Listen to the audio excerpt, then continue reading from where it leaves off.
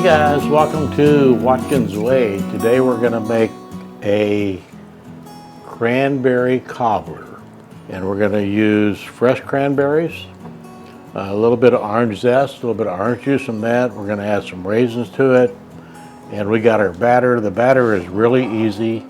The batter is going to be a cup of sugar, a cup of self-rising flour, and soon to be out of the refrigerator, a cup of milk. But the first thing we're going to do right now is we're going to cook our cranberries. So I'm going to turn on my stove top here, and I got it at 260. It should start cooking pretty quick. And what I'm going to do is, when this starts cooking, I'm going to use a zest near the end, zest of an orange, and then I'm going to squeeze a little bit of the rest of the orange juice into here.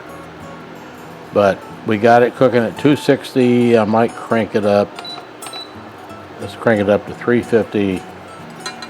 And we want these cranberries to like pop open. And when they pop open, and with the sugar and everything, it thickens up almost like a syrup.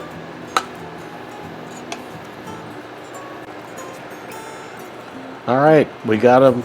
We got our cranberries. They're kind of popping on us there, so we're going to add a little sugar. I got about a half a cup of sugar here that I'm going to add in. And let's stir this up a little bit.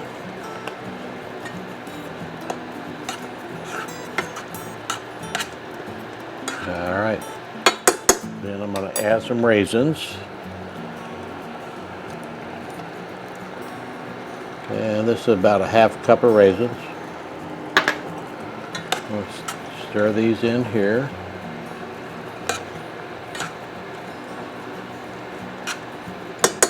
And we want to do a little bit of orange zest. So I'm going to see if I can just grate some orange zest right in here. Orange really gives it a really good flavor. And then I'm going to cut the orange after I do some of the zest. That smells so good. I wish you guys could smell this. It smells really good. Okay, so let's give it a little stir. See it thickening up. Okay, so we're going to make the batter. The batter is really easy. It's a cup of sugar, a cup of flour, and a cup of whole milk. So let's put our cup of sugar in. And it's got to be self-rising flour. If you use that all-purpose, it's not going to work because it's not going to rise up.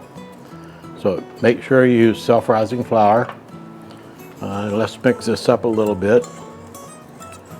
Just all mixed up, and then we're going to add our milk, our whole milk. Make our batter, and remember, batter always goes in first. So right now in the oven I have a cast iron skillet, 12-inch cast iron skillet in the oven with a stick of butter in it. I always use butter in my cooking, everybody knows that. And we're going to bring that out, we're going to add our batter to it, and then we're going to add our cranberries in there. We're going to put it back in the oven, and we're cooking at 350 degrees for 1 hour. And we got a really delicious cranberry cobbler. Okay, we just got our 12-inch cast iron skillet out of the oven with our stick of melted butter. And let's give this a little bit of a stir right here. And then let's add our batter.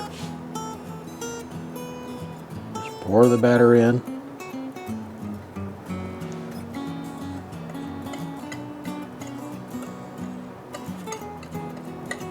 All right, we got that in. Get back in here. And we're going to add our fruit. This is really easy. Really easy. Our cranberry cobbler. A great Thanksgiving dish to serve on Thanksgiving Day because cranberries is something that we eat on Thanksgiving. So we just spoon this in here. Just like this. There's no certain order.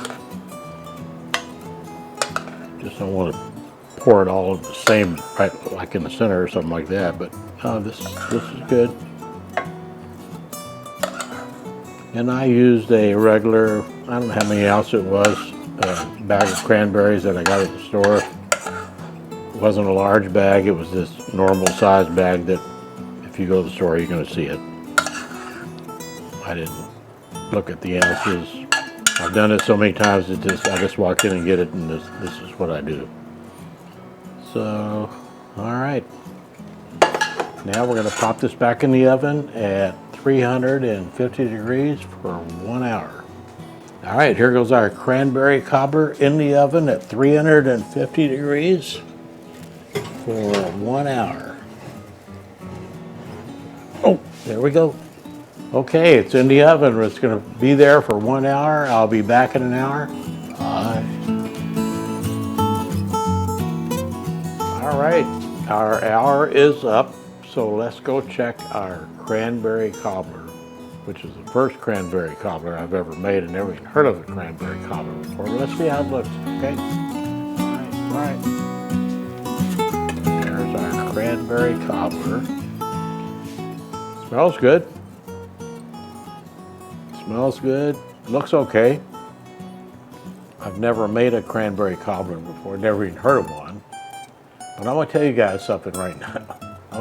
Let me be honest with you.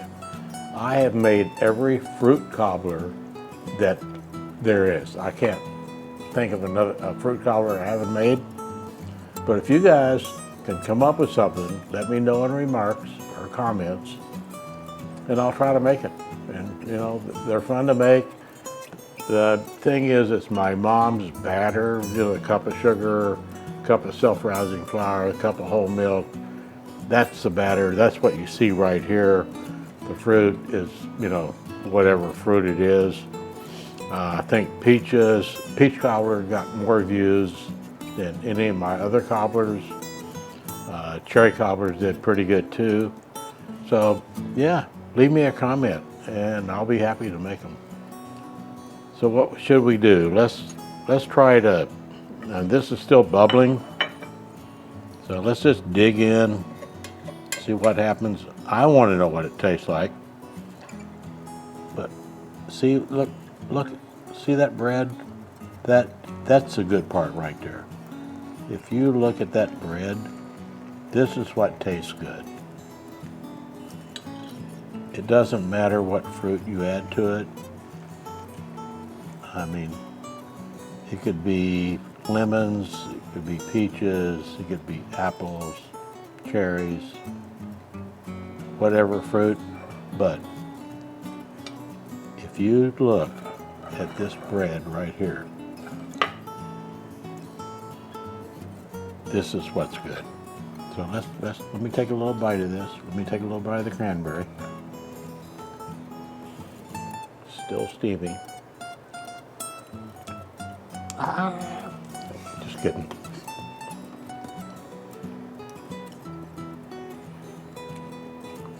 Tastes like cranberry sauce that you would have at Thanksgiving, and it with a little bit of bread.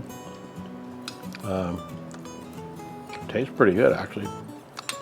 I've never even heard of this. I don't know if I know I'm not the first person to make a cranberry cobbler, but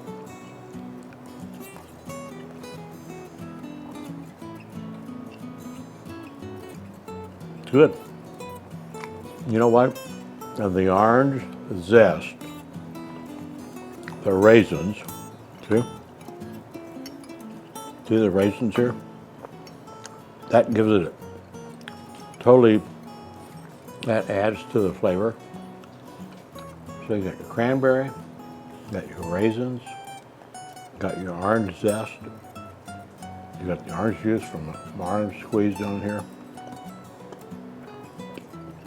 Now that I've had my second bite, Roxy, come on, we're trying to do a video. It's my dog. So anyway, as I said, I've made, this is the last of the cobblers. Unless you guys, my audience, can come up and leave in comments for another cobbler for me to make. I'll be happy to make it. Until then, taking my Cabernet, and I'm leaving. Bye. See ya.